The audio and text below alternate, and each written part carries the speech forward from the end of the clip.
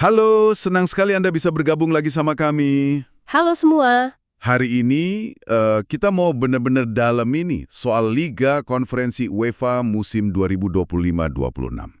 Betul, udah ada beberapa info penting yang keluar ya. Iya, sumber kita lumayan lengkap. Mulai dari format yang wah, baru banget, sampai nanti finalnya gimana. Hmm, Tujuan kita ya simpel aja, bantu Anda biar paham betul gimana kompetisi ini jalan, siapa aja yang main, terus undiannya gimana, jadwalnya, sampai lokasi finalnya nanti. siap.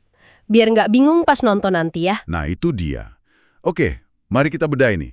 Kick-off memang belum deket-deket amat sih, tapi kan ada perubahan besar nih, terutama di formatnya. Jadi ada baiknya kita tahu dari sekarang. Setuju. Ini bukan liga konferensi yang kayak musim-musim lalu soalnya. Iya. Ada bedanya. Kita mulai dari dasarnya dulu deh, format kompetisi. Kayaknya sejak musim lalu ya, UEFA itu rombak semua kompetisi klubnya. Iya, betul. Liga konferensi juga kena. Jadi, lupakan dulu deh itu fase grup yang dibagi-bagi per grup. Oke, terus gimana sekarang? Sekarang tuh namanya fase liga. Jadi, satu liga besar isinya langsung 36 tim. Konsepnya mirip lah sama yang mungkin Anda udah lihat di Liga Champions atau Liga Eropa. Oke. Yang satu klasemen besar itu ya? Nah, iya. Tapi ada bedanya nih, khusus buat Liga Konferensi. Ini penting. Apa tuh bedanya? Kalau di Liga Champions sama Liga Eropa kan mainnya 8 kali tuh di fase liga. Nah, kalau di sini, di Liga Konferensi, cuma 6 pertandingan aja per tim. Oh, lebih sedikit ya, cuma 6. Iya, cuma 6. Nah, ini efeknya gede loh. Karena pertandingannya lebih sedikit, artinya margin buat salah itu tipis banget. Masuk akal. Setiap poin, bahkan selisih gol, bisa jadi penentu banget. Antara lolos langsung, harus play-off, atau malah langsung gugur. Jadi, nggak ada lagi tuh kayaknya fase santai di awal. Tekanannya langsung tinggi dari awal. Wah, menarik tuh, tekanan tinggi sejak awal. Oke, jadi setelah 6 laga itu selesai, gimana penentuan klasemennya dari 36 tim itu? Sistemnya jelas kok. Tim peringkat 1-8, nah mereka ini yang paling top, langsung dapat tiket ke babak 16 besar. Mantap, langsung lolos? Terus, tim peringkat 9-24. Mereka belum selesai perjalanannya. Masih ada harapan, tapi harus lewat babak playoff gugur dulu. Oke, ada playoff lagi ya buat mereka. Nah, yang sisanya peringkat 25 ke bawah.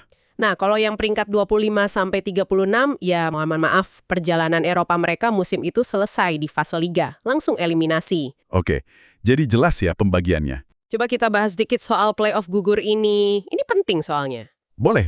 Gimana tuh mekanismenya? Jadi 16 tim tadi yang peringkat 9-24 itu bakal diadu 1-1, mainnya 2 leg, kandang-tandang. Oke, standar knockout ya? Iya. Nanti ada 8 tim yang menang dari playoff ini. Nah, 8 tim inilah yang bakal ngisi slot sisa di babak 16 besar. Gabung sama 8 tim teratas yang udah nunggu. Jadi 16 besar itu isinya 8 tim teratas plus 8 pemenang playoff ya? Betul. Ini bikin strategi di akhir fase liga jadi menarik banget loh. Coba Anda bayangin jadi pelatih tim peringkat 10 pas laga terakhir. Gimana tuh? Mau main aman aja biar finish di zona playoff 9-24, atau nekat nyerang habis-habisan buat coba masuk 8 besar biar nggak usah repot main playoff 2 kali. Itu keputusan sulit pasti. Ya juga ya, risiko dan hadiahnya beda. Nah, setelah playoff gugur itu kelar, lanjutannya gimana? Nah, setelah itu baru masuk fase gugur yang lebih kita kenal lah. Di babak 16 besar, 8 tim peringkat teratas tadi jadi unggulan, diundi lawan 8 pemenang playoff yang non-unggulan. Oke, ada sistem unggulan berarti? Iya, abis itu ya lanjut, perempat final, semifinal, final. Semua pakai sistem gugur 2 leg, kecuali ya finalnya, 1 pertandingan aja penentuannya. Kayaknya format baru ini memang sengaja dibikin biar lebih banyak laga antar tim beda negara ya. Dan biar serunya tahan lebih lama. Bisa jadi begitu arahnya UEFA. Oke, format udah lumayan kebayang nih. Sekarang kita geser ke momen yang ditunggu-tunggu. Pengundian fase liga. Ini biasanya seru nih, walau katanya ada yang beda ya tahun ini. Betul, ada yang beda banget. Catat dulu tanggalnya nih buat Anda. Jumat 29 Agustus. Mulainya sekitar habis jam 1 siang waktu Eropa Tengah, CET. Kalau di Indonesia berarti sore atau malam lah ya. Iya, biasanya gitu. Lokasinya masih sama di Monaco, dan ini diadain pas setelah undian Liga Eropa selesai, jadi siap-siap aja maraton nonton undian hari itu. Bener juga, maraton undian. Nah, yang beda apanya nih di mekanismenya? Nah, ini dia nih yang baru banget. Jadi 36 tim itu kan dibagi ke 6 pot ya. Masing-masing pot isinya 6 tim. Pembagian potnya berdasarkan ranking koefisien klub UEFA yang terbaru. Itu ranking performa klub di Eropa beberapa musim terakhir lah. Oke, itu masih standar lah ya. Terus? Nah, biasanya kan kita lihat ada legenda bola ngambilin bola undian tuh satu-satu. Iya, yang bikin deg-degan itu kan. Nah, sekarang udah nggak gitu lagi. Prosesnya full pakai komputer. Nggak ada tangan manusia lagi yang ngambil bola. Serius? Jadi kayak simulasi gitu aja? Kurang lebih gitu. UEFA kayaknya ngejar efisiensi biar cepet dan mungkin biar objektif banget ya. Cuma ya ada yang bilang jadi kurang greget gitu. Hilang sedikit elemen tegangnya pas nonton undian manual. Iya sih. Ada plus minusnya ya. Efisien tapi kurang drama. Terus teknisnya gimana tuh komputer nentuinnya? Jadi komputer canggih UEFA ini nanti bakal langsung nentuin ke-6 lawan buat tiap tim. Plus nentuin mana laga kandang, mana tandang. Semua dihitung sekaligus di dalam sistem. Wah, canggih banget. Terus hasilnya langsung keluar semua gitu? Nggak juga, biar tetap ada seremoni acaranya, hasilnya bakal diumumin bertahap, pot per pot. Jadi kita masih bisa lah ngerasain tegang dikit nunggu lawan tim kita dari pot 1 siapa, dari pot 2 siapa gitu. Ah, oke. Jadi tetap ada suspense-nya sedikit ya. Intinya tiap tim bakal ketemu satu lawan dari tiap pot, dari pot 1 sampai pot 6. Betul, dan ada aturan main penting lagi nih soal hasil undiannya. Apalagi tuh? Setiap tim kan main 6 kali ya. Komposisinya udah ditentuin, 1 laga kandang dan 1 laga tandang lawan tim dari pasangan pot ini. Pot 1 dan 2, terus pot 3 dan 4, sama pot 5 dan 6. Oke, jadi pasti ketemu tim kuat dari pot 1 atau 2, terus tim menengah dari pot 3 atau 4, dan seterusnya ya. Seimbang gitu. Iya, idenya gitu. Terus ada batasan penting lagi nih. Pertama, jelas, tim dari negara yang sama nggak boleh ketemu di fase liga. Ya, itu standar lah ya, biar nggak derby domestik terlalu awal. Nah, yang kedua, ini agak teknis. Satu tim cuma boleh ketemu maksimal 2 tim dari negara lain yang sama. Misalnya, tim dari Inggris nggak bisa ketemu tim Inggris lain, dan cuma boleh lawan maksimal 2 tim dari Spanyol, atau 2 tim dari Jerman gitu. Oh gitu, jadi dibatasi ya, biar pertemuannya beragam. Iya, kayaknya UEFA coba nyeimbangin biar banyak laga antar negara, tapi juga nggak mau ada liga tertentu yang terlalu dominan atau sering banget ketemu di awal. Cukup kompleks, tapi masuk akal sih aturannya. Oke, paham.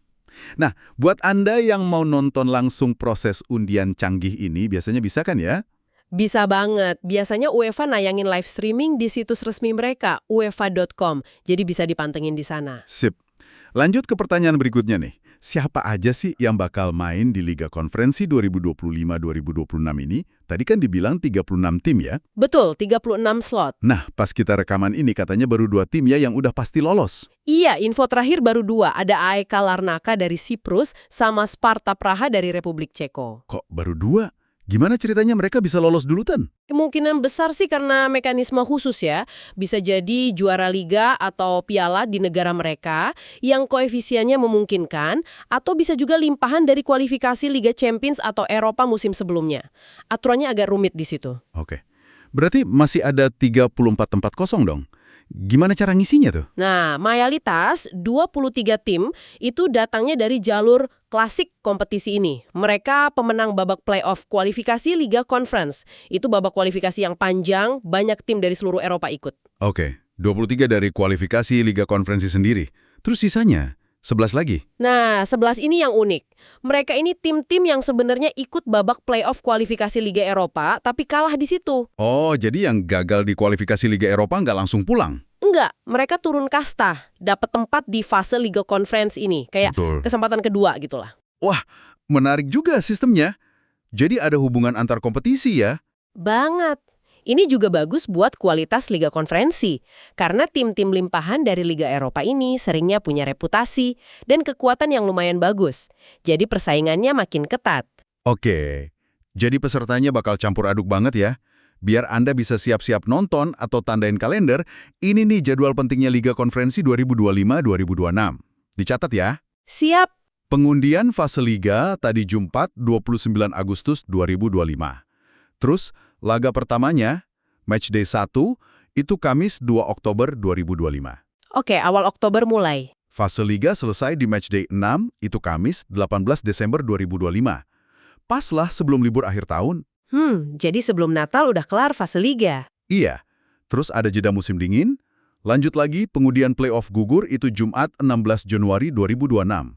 Oke, Januari mulai lagi. Pertandingan playoff gugurnya leg 1 Kamis 19 Februari, leg 2 Kamis 26 Februari 2026. Februari langsung tancap gas ya? Betul, habis itu sehari setelah leg 2 playoff, Jumat 27 Februari, langsung pengundian lagi buat sisa kompetisi.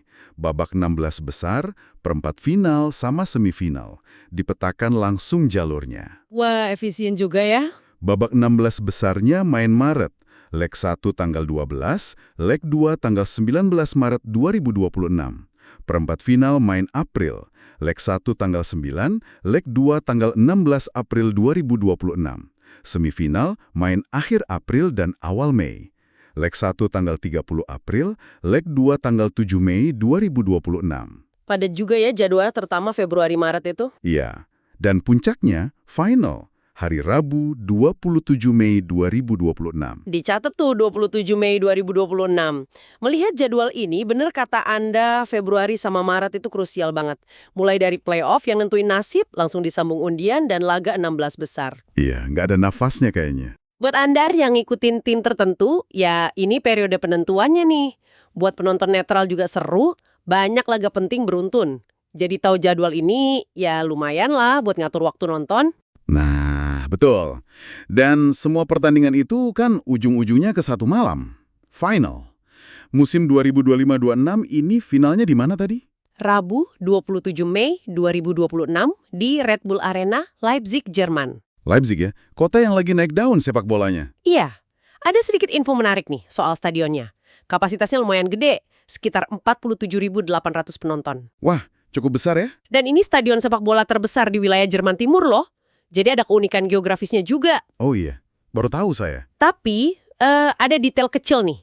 Karena aturan sponsor UEFA yang ketat, nanti pas pertandingan Eropa atau materi promosi UEFA, namanya bukan Red Bull Arena. Loh, terus apa dong? Disebutnya RB Arena. Tanpa nama sponsor minumannya. Detail sepele sih, tapi ya gitu aturannya. Kadang hal kayak gini nambah cerita juga di balik event besar. Iya juga ya. Urusan sponsor memang ribet kadang. Nah, selain trofi, apa sih yang didapat juara di RB Arena nanti? Hadiah utamanya apa? Nah, ini dia yang bikin Liga Konferensi makin menarik. Juara itu dapat tiket emas. Tiket emas? Kemana?